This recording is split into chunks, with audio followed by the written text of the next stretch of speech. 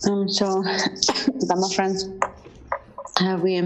yesterday we stopped at the line on page 18 in English to see that not a single sentient being within the 6 realms of samsara possesses any substantial existence is referred to as emptying samsara from its depths.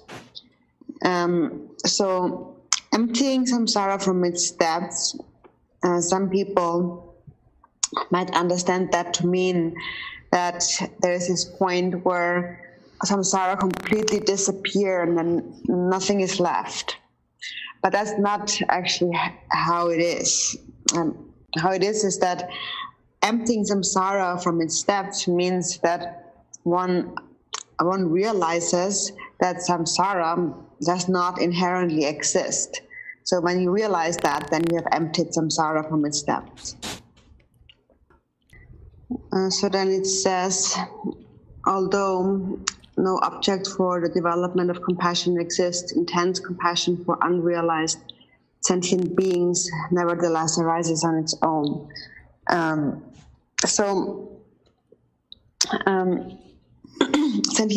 Unrealized sentient beings are unrealized because their afflictive emotions have not diminished.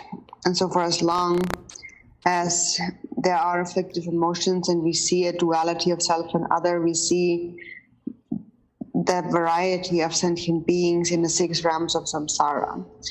Now here in this world, animals and humans coexist. So then when you think about the suffering of animals, for example, compassion arises on its own.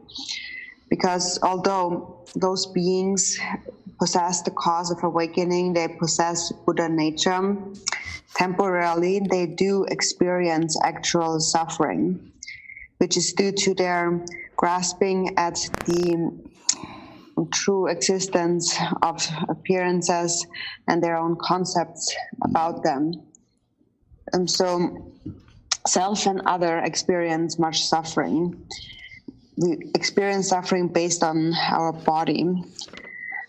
So when we see the suffering of others, compassion arises. And compassion, so emptiness, the emptiness that we realize has to be infused by compassion. So there's actually many points to be understood with regard to this.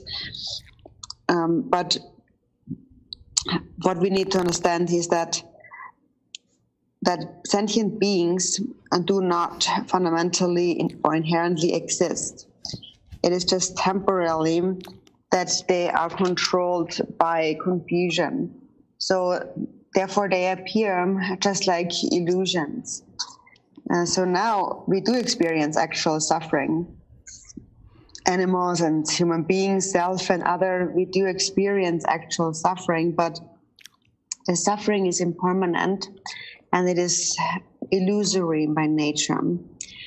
What appears to us is the natural projections of our own afflicted imprints within our minds, our own karmic imprints.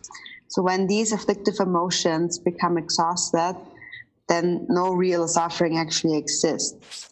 All of it is just a projection of our own afflictive emotions.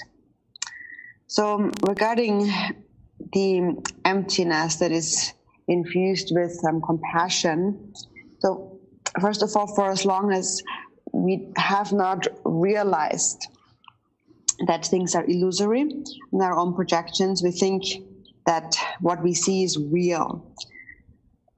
Beings really suffer. For example, there are some religions in the world who have great compassion, but they also believe that suffering is real. So they even turn crazy when they see the unbearable suffering of others, and it causes their own mind to become overwhelmed. So a person that possesses compassion, when, for example, when they go to a place where sentient beings who are animals are being killed, then just naturally that feeling comes to them. It becomes unbearable for them. Now, the body of the other becomes like their own body. So they feel all of that due to the power of great compassion. There's others, for example, when they go to a place where animals are being butchered, and even though they see how the animal is being killed and cut up and so on, they feel nothing. For them, the animal is just like an inanimate object, like a rock or a stone or something. So they feel nothing because they have no compassion. And this is because self-grasping and ignorance are very strong, and their perception of self and other, the separation is very strong. So they think that that's him and that's me. So whatever happens to him doesn't affect me. So there is no feeling at all. And that's a sign of lacking compassion. If a person who actually possesses compassion, when they see even the slightest harm being caused toward an animal, for example, then an unbearable feeling of compassion arises. So a real feeling, and it really affects them, and that is a sign of compassion. And that is because due to compassion and an understanding of emptiness, their self-grasping has somewhat diminished, and they think about others. They see in the body of others like their own body. So when one realizes emptiness, compassion arises. And when one realizes emptiness, self-grasping diminishes. And one realizes that oneself and other are actually indivisible. And this is where great compassion arises. For example, in the past, there was a story about Atisha, Lord Atisha, who was sitting at one time on a high throne teaching the Dharma inside a temple. And then outside on the streets, a person threw a rock at a dog, and the dog was crying out when he was hit by a rock. And the moment the dog was hit by the rock, Atisha fell from his throne and he cried out. He screamed, what happened? And it looked almost like he was the one being hit by the rock. And some people actually thought, he's just faking it. Like, why does he fall down from this throne when the dog is being hit by a rock? But actually, it was not fake at all. This is what happens to a bodhisattva when they take on the suffering of others. They actually feel their suffering like it's their own suffering. And so this is what happens when great compassion arises. So then also it happens that through this natural practice of Tonglen, taking the suffering of others, then when others accumulate karma, causing harm, then often that is experienced by the bodhisattva himself, the suffering. So actually, for this reason, when great compassion arises, also one's understanding, one's very refined understanding of karma becomes increasingly clear. And so if one realizes emptiness, at least to some extent, to that extent, compassion will increase. So it is said that this is referred to as emptiness. It has compassion at its core. So the more one realizes emptiness, the greater one's compassion. So emptiness cannot increase, but what increases is compassion. And the increase of compassion is a quality of having realized emptiness. So this is actually something that I myself really analyze when I look at my own mind, how much love and compassion I have developed. And I believe also many disciples are doing the same when they practice. So the stronger your compassion, the greater it is a sign of having realized emptiness. It is like an unmistaken measurement of one's realization of emptiness. This actually also, Khenpo Münso Rinpoche had said that the actual sign of having realized emptiness is the increase of compassion. And it actually also makes sense if you think about it logically from a scientific perspective. So when you realize emptiness, self and others' minds merge, like they become mixed. And when they merge, then naturally you become aware of the suffering of others. So there's a very profound understanding to gain here. So it says this is referred to as unobjectified compassion. So unobjectified means that although no specific object or sentient being is being observed, compassion is there naturally. So although sentient beings do not inherently exist, we, for the time being, still see sentient beings and see their suffering, and therefore compassion arises. Then it says, when you gain certainty in it, so certainty, gaining certainty here, that actually has a very significant meaning too, that we need to understand. So it is something that has to do with our own understanding. And even though we speak about others, this is really about our own understanding. So we say that sentient beings primordially do not inherently exist. And yet we cultivate great compassion for them. So the certainty that is to be gained here is to understand that although sentient beings do not inherently exist, how do they exist in a temporary sense? So it is due to various causes and conditions. The Buddha had said that temporarily, due to various conditions, things appear, just like various forms of water in the world. So the temporary condition is being controlled by self-grasping, by ignorance. Due to that, one perceives a duality of self and other, and this is what creates samsara.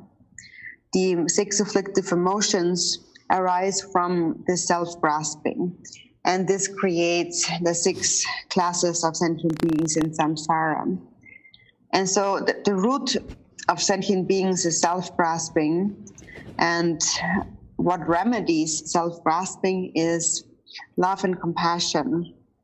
And so most people who do not understand this view, they do feel compassion for others, but there's a separation between like him and me.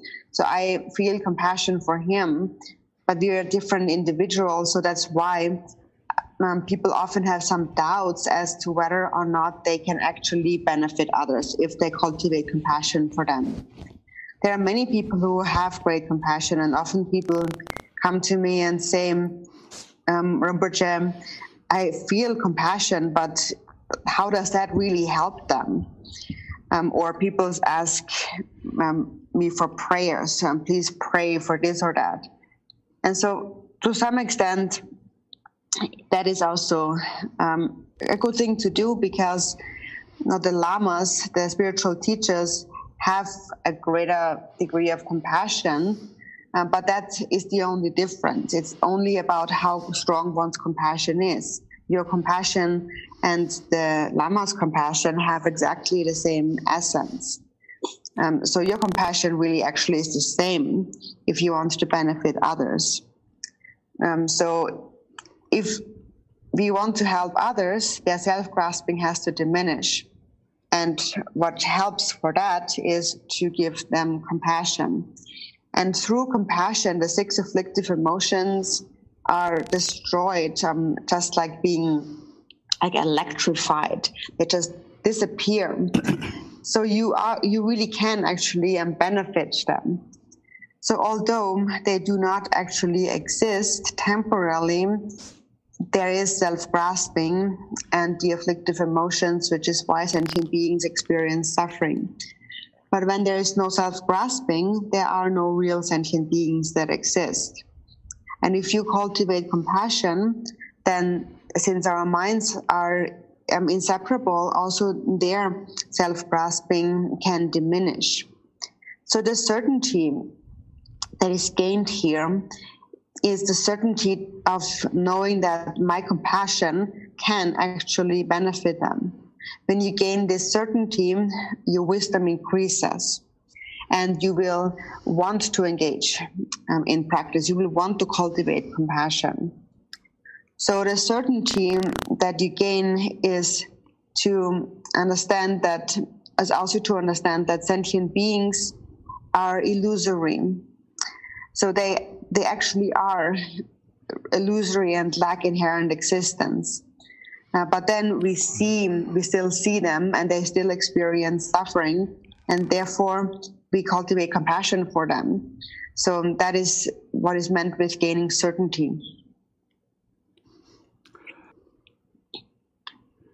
So when you gain certainty in it, the benefit of beings will arise on its own.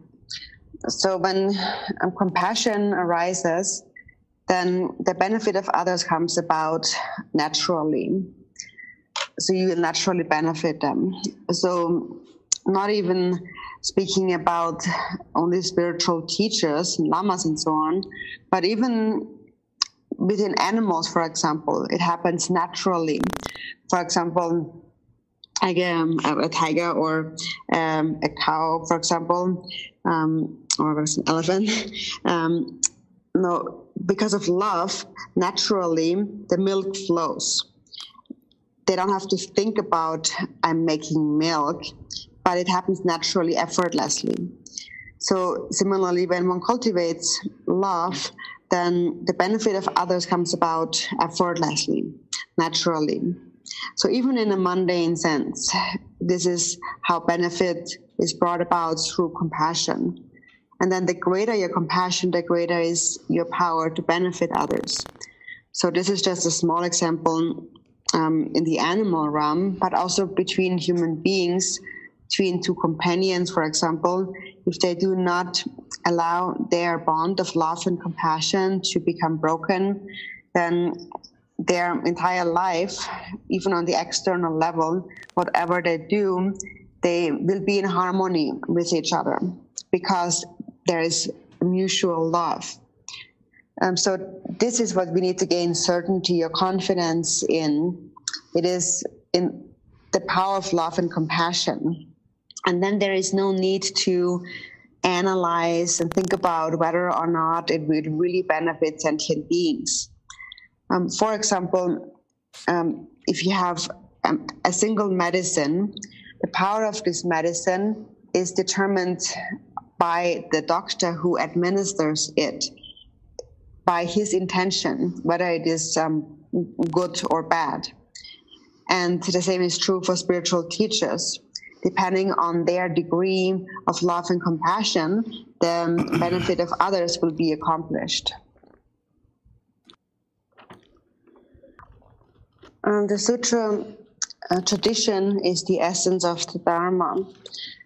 So when we take the refuge vow, first, while you're taking the refuge vow, you might think that I am taking the refuge vow in order to become liberated, protected from the three lower realms in samsara.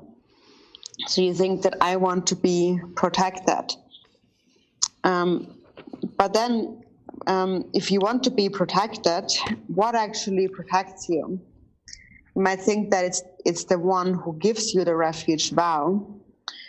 So although that person, that master gives you the vow with love, what actually protects you is your own altruism, your own love and compassion, which is why it says in the refuge card very clearly, I take refuge in love and compassion, the heart essence of the Dharma.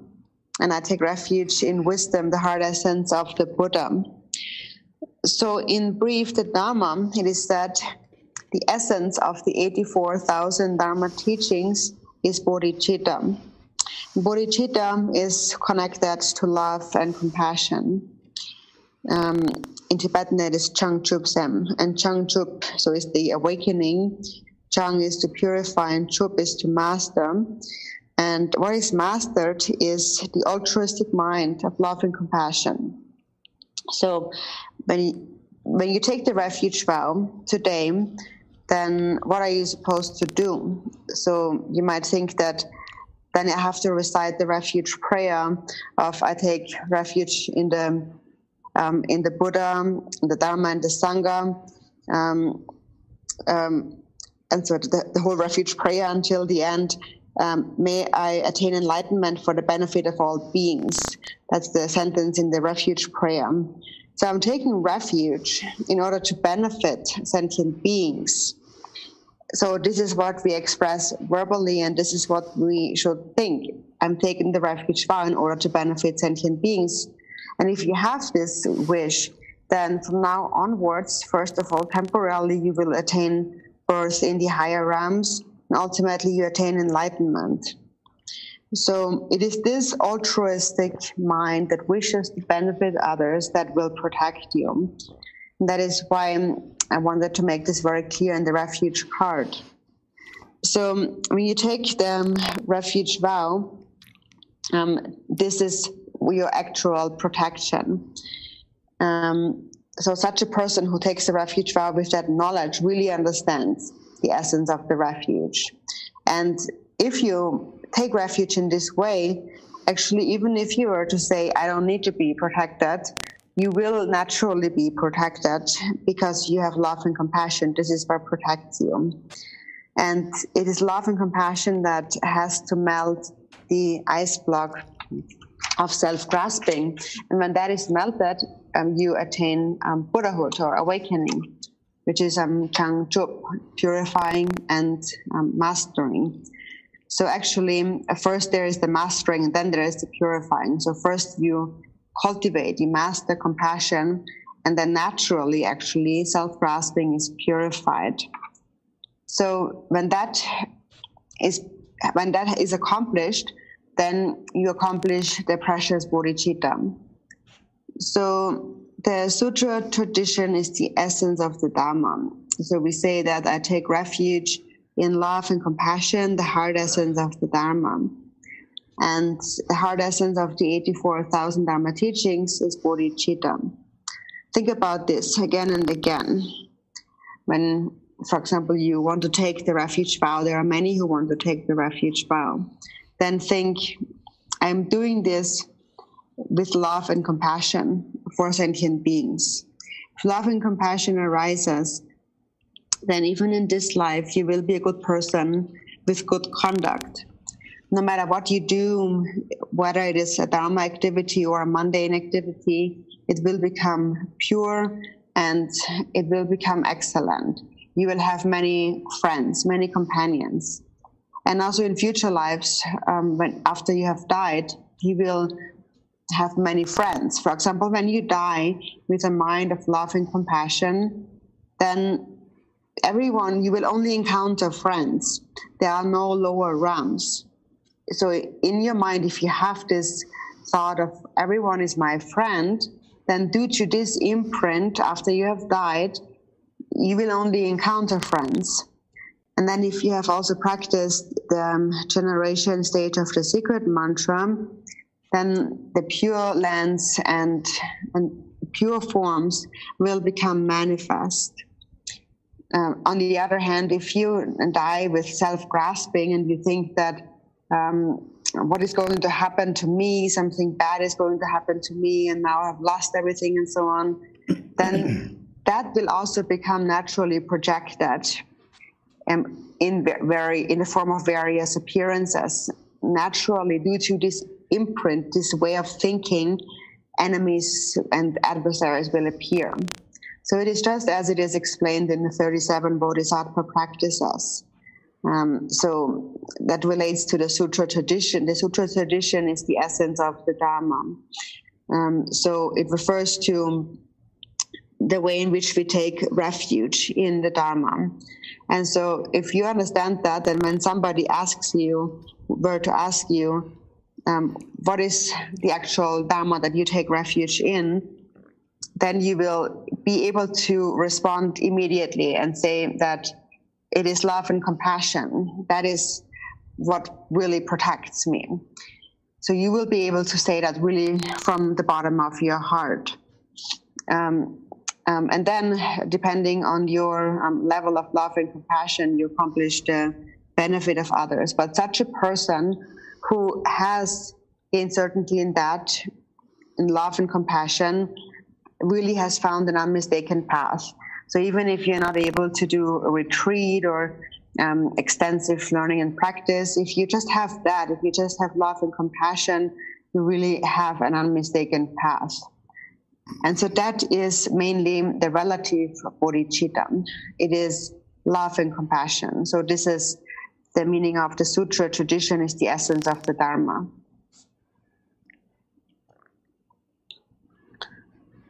So then we enter the secret mantra of Ajayanam. From the very beginning, your own body is the Yidam deity, the essence of the Samaya being. So when we enter the secret mantra in order to benefit sentient beings, first we enter the levels of the Bodhisattva path. So first we cultivate bodhicitta where it has not yet arisen. May bodhicitta arise where it has not yet arisen. So that level refers to the sutra tradition where we first establish a foundation of karma, cause and effect, and we develop the relative bodhicitta. Then secondly, may bodhicitta not decline where it has arisen. So here we are engaging in the practice of the 6 paramitas. And third, may it increase higher and higher. Here we enter the secret mantra Vajrayana path, where we are instructed to visualize our own body in the form of the Yidam deity. So then one might think that I'm an ordinary samsaric person. How can I see myself as the Yidam deity? How is by understanding the nature of how things are. So regarding that, Marpa Lotsawa had said, this body of perpetuating aggregates, when not realized, it is the body of the 4 elements. Suffering and sickness come from that. When realized, it is in union with the deity's body, and ordinary fixation is transformed. So when one realizes its nature, then this sense of I and self-grasping will be lost, will disappear. So first, one understands that one recognizes self-grasping according to the sutra path. One cultivates bodhicitta and it is lost. So the elements, the 4 or 5 elements, on the outer level we have 5 elements. The body consists of the 5 elements. The outer universe consists of the 5 elements. And then on the inner level, we have the sentient beings, where sentient beings possess the 5 afflictive emotions. So the entire universe and all sentient beings are just like one person. And sentient beings appear due to their individual karmas.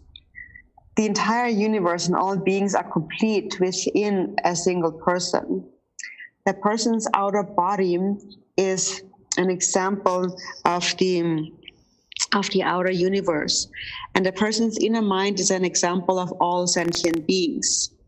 And even if one is just a little animal, an animal possesses also a body and a mind. So if you examine this and really think about it, it is just a difference in size of body and appearance of body, but really the body is the same. The body consists of the 5 elements, and in the mind there are the 5 afflictive emotions. And the root of that is being unrealized. So when not realized, the body is the body of the four elements. So why is it not realized? It is not realized due to the dualistic grasping at self and other.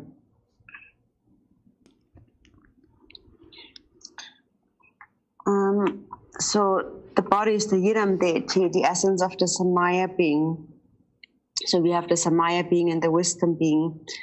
When we receive an empowerment, for example, there is a Samaya. When we practice a deity, there is a certain Samaya. And what is the Samaya? When we receive an empowerment, even though you might receive empowerments of 100 different deities, they share a single root Samaya, and that is the relative bodhicitta, the altruistic mind. If you have an altruistic mind, then you will naturally separate from the poison of self-grasping, or the ice will naturally melt into water. And once it is water, you can do anything with it. It is said that because things are empty, anything can arise. So, of course, for as long as you cling to your ordinary body as me, and you have this dualistic grasping at self and other, it is like you're already wearing like thick clothing, and then on top of that, you can't visualize something else. But the Samaya being you are the essence of the Samaya being from the very beginning. But to recognize that, first of all, what you need is to cultivate bodhicitta. And then from within that state of bodhicitta, whatever deity you practice will naturally arise. Its form, its implements, color, and so on.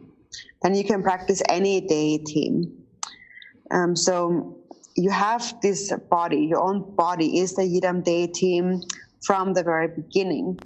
But although that is the case, you also need to have the state of mind, which is one of immeasurable love and compassion, or bodhicitta.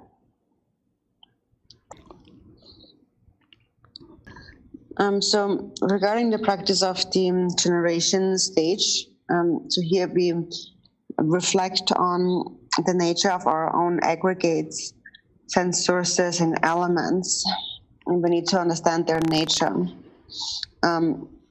So the Jigu Master Dhammarata had said, understanding that everything that appears and exists is the deity, is the perfection of the generation stage of secret mantra. So on the outer level, the outer universe consists of the 5 elements. And the nature of the 5 elements is the 5 mothers, or the 5 female Buddhas.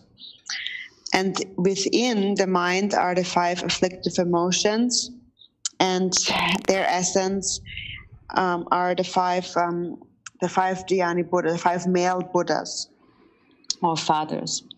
So in this way, the outer universe and sentient beings have the nature of the 5 Buddha families with their consorts. So therefore, the outer universe and all beings is naturally pure. Only temporarily, due to being under the power of confusion, there seems to be a self and others truly exist, that self and others truly exist. But this only appears that way temporarily. It is like a temporarily water has frozen into ice. But fundamentally, everything is actually pure. And so is our mind.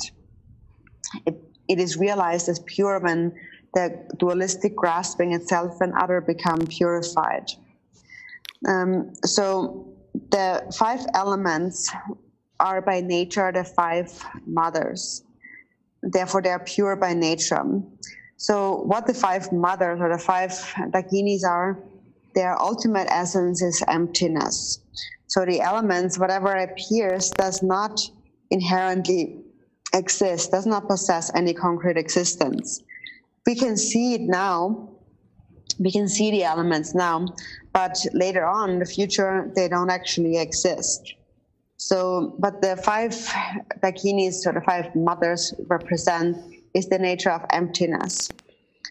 And then within the mind are the 5 afflictive emotions. Although they are present in the mind, they also are naturally empty. That is recognized when the afflictive emotions transform into wisdom. It is also said that if one realizes the nature of the afflictive emotions, then all suffering is an ocean of nectar. So the afflictive emotions too are empty. The 5 elements are empty. Although now we can see this world, in the end, it will turn into dust. It will not always remain. So recognize the empty nature of all appearance. So first of all, when you know that things are empty, then the grasping of holding things to possess a concrete, true existence, that grasping will diminish or will become purified.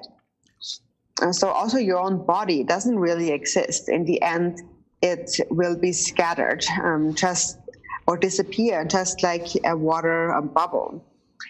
So it is just like an illusion, an illusory appearance. And when you understand that, your grasping at a concrete reality will become purified. So appearances, in the 37 practices, it says appearances are one's own mind.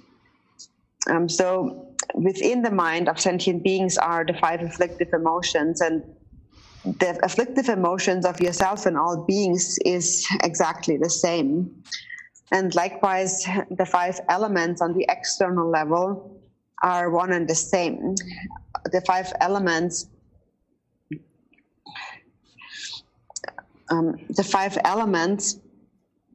in the world and your own elements are exactly the same. There's no separate 5 or different kind of 5 elements. So therefore, in brief, we say that the 5 elements in their pure nature are the 5 female Buddhas, or the dakinis. And inner 5 afflictive emotions are the 5 wisdoms. So the outer universe and all sentient beings are by nature the 5 Buddha families with their consorts. Even though various appearances manifest, they all have a single essence. So the root of purity is the relative bodhicitta. It is through the relative bodhicitta that the dualistic grasping at self and other becomes purified. And then if you practice and visualize the Yidam deity on that basis, it becomes actually very easy. Then you can visualize yourself in the form of any deity. For this reason, first it is necessary to recognize that. Also to know that I just appear this way temporarily, but this is what I really am and can become when I purify those habitual imprints of dualistic grasping. So this is the Samaya being. And then the mind itself is the Yidam deity, the essence of the wisdom being. So there are deities that are wisdom beings. So there's the wisdom being deity, and then there is yourself, the Samaya being. And the Samaya being was explained in the context of the 5 being kind of the microcosm of the outer universe, the body possessing the 5 elements, and within the mind, having the mind of all sentient beings, having the 5 afflictive emotions. And then the wisdom being is that when the mind is sealed with bodhicitta, then these 5 afflictive emotions transform into the 5 wisdoms. So this is how we should understand here the meaning of the Samaya being and the wisdom being.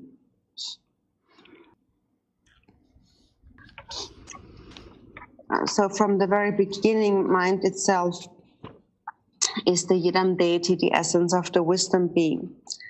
So wisdom, regarding that, it is said, within the expanse of primordial wisdom, all the Buddhas are one.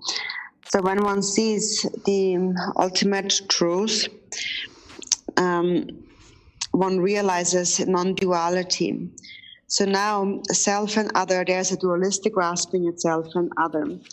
And when such a person gives rise to bodhicitta, to immeasurable love and compassion, then this sense of a self diminishes and non-duality is realized.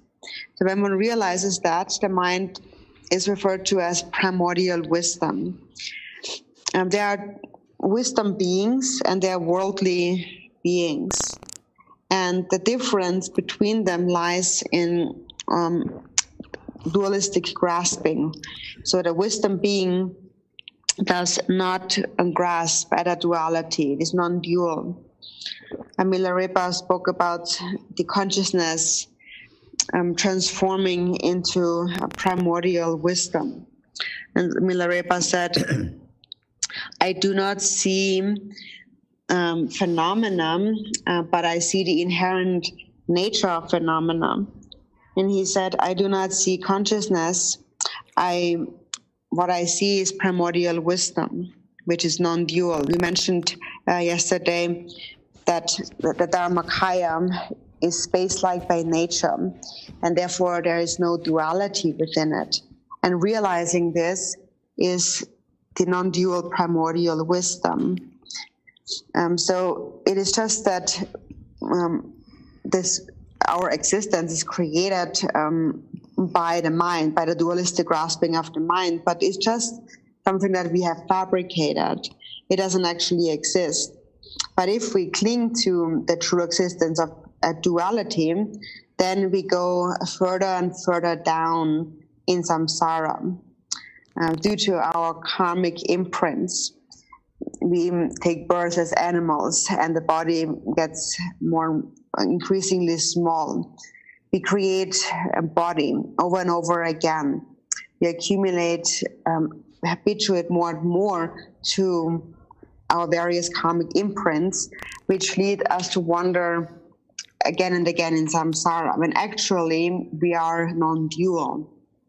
So when one realizes that, one realizes non-dual primordial wisdom. And so the deity, because the deity is such a wisdom being, it is neither one nor many. So seeing the ultimate truth is to be in one's mind the wisdom being. And this is our nature from the very beginning. In the Vajrayana practice, for example, it says, from the very beginning, you and me are indivisible. So actually, on the level of Buddha nature, we are non-dual, we are indivisible. But then, temporarily, we have become confused. Controlled by confusion, we have accumulated many thick layers of habitual imprints within the mind, which reinforces the dualistic grasping at self and other. So we continue to accumulate karma, which causes us to wander in the 6 realms of samsara. For example, it is just like the essence of water. Water has only one essence, but if it is clean, then we can drink the water. If it's flushed down the toilet, it is dirty water. So it appears different, but it has the same essence. There's only one essence of water. Today, if you realize this point, whenever you realize the essence of mind, whenever you realize that self and other do not inherently exist, when subject ceases to grasp at objects, you become a wisdom being. And that is your nature from the very beginning. So only due to various temporary conditions, you are wandering in samsara. In the confession prayer, it also says, temporarily, while I am wandering in samsara, and so on. So this is what needs to be understood. Even if you just get a mere understanding of this, this is the nature of the wisdom being. That is your nature from the very beginning, and only temporarily you wander in samsara due to being controlled by the confusion of dualistic grasping. So regarding the generation stage, these words by Milarepa, I suggest you remember them, keep them in mind. They are quite important. I myself saw this quote in Milarepa's 100,000 Songs, and I myself reflected upon this over and over again. Therefore, you keep these lines in mind. And then when we practice the generation stage, it always begins with the Svabhava Shuddha Sarvatama Svabhava Shuddha Hang mantra, or Shunyata Jnana, and so on, this mantra. With this mantra first, we purify all into emptiness, which is necessary in the beginning. We need to first of all bring to mind that all phenomena are empty of self-nature. And so for a beginning practitioner now might think that I can think that I can think that everything is empty. There's nothing truly exists, but then I am still there as this solid entity, this solid being. So don't see it in this way. Everything, self and other, lack true existence. And it is because things are empty that anything can arise. If things would not be empty, if not everything would be empty in true nature, then we couldn't even practice the generation stage. We couldn't visualize anything. So, although things seem to possess true existence, they do not actually possess true existence the things don't actually exist the way they appear to us.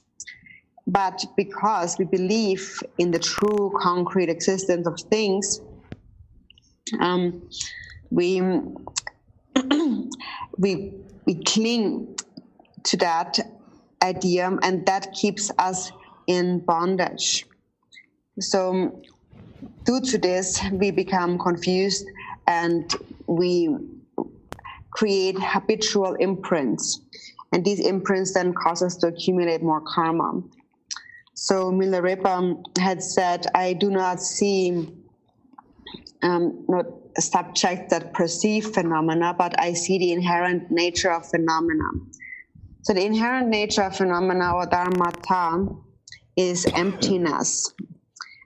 The nature of all phenomena, self and other, is empty of self-nature, does not inherently exist. So when you understand that, then the mind becomes so much more relaxed. If you do not understand that, then it may seem that all these things on the outer level are so real. There's this large world, and then there is your house that is very precious, you think is very precious, and so on. But actually, if you think about it, if you just understand, even for just a moment, for just an instant, you understand that self and other, nothing truly exists, already a very powerful experience can arise. So when Milarepa said that I see the inherent nature of phenomena, he saw the empty nature of phenomena. So outer appearances, the entire world is empty of self-nature. Nothing truly exists, and nothing will remain. Whatever you see now is compounded and impermanent by nature. And also the inner grasping mind. When you look at the mind, there's this consciousness that projects outward and discerns various external objects. But when you look at that consciousness itself, you can't find it. It becomes like space. It's almost like there's nothing there, but there still is clear awareness that is there. That is what we call the union of clarity and emptiness. When you realize it, you realize primordial wisdom. So there is no difference between mind and space. And that is what we need to realize. When we realize that, we attain the state of Vajradhara. So when you practice the generation stage, then with this understanding, it becomes much easier. And you will also want to practice the generation stage then. So then you have to habituate to this over and over again. Over and over again, you have to cleanse these habitual imprints of holding things to possess any true concrete existence. It is just like you're washing clothes with soap. You have to keep washing them over and over again. So you have to visualize the form of the deity over and over again. And if you do so, then slowly you will forget about the ordinary body. And likewise, when you recite the mantra of the deity, then slowly the fixation to sound will diminish and all sound becomes empty or becomes mantra. So this is a very important point for the generation stage. So Milarepa said, I do not see a subject that perceives phenomena, but I see the inherent nature of phenomena. And he also said, I do not see consciousness, I see primordial wisdom. So then when you look at the nature of your own consciousness, it becomes like space. Then you recognize that this mind that is like space and the mind of all other sentient beings is exactly the same. There is not the slightest difference. So we say that sentient beings are Buddhas from the very, or are Buddhas from the very beginning, or awaken from the very beginning, and then they awaken again. They are Buddhas primordially, but temporarily they are controlled by confusion. And that confusion is cleared away through the power of love and compassion. Self-grasping diminishes. So although beings are primordially Buddhas, they again become Buddhas. So if you understand that, then your meditation, your practice of the generation stage will really become excellent. And so this also connects back to that gaining in certainty. When you understand that, then like a trust and like a clear faith arises within you, and certainty is gained. All money be me home, all money be me home, all money be me. All money be me home. I will sing a thing, come as subject to the gom ja, rolling ja, me so ja.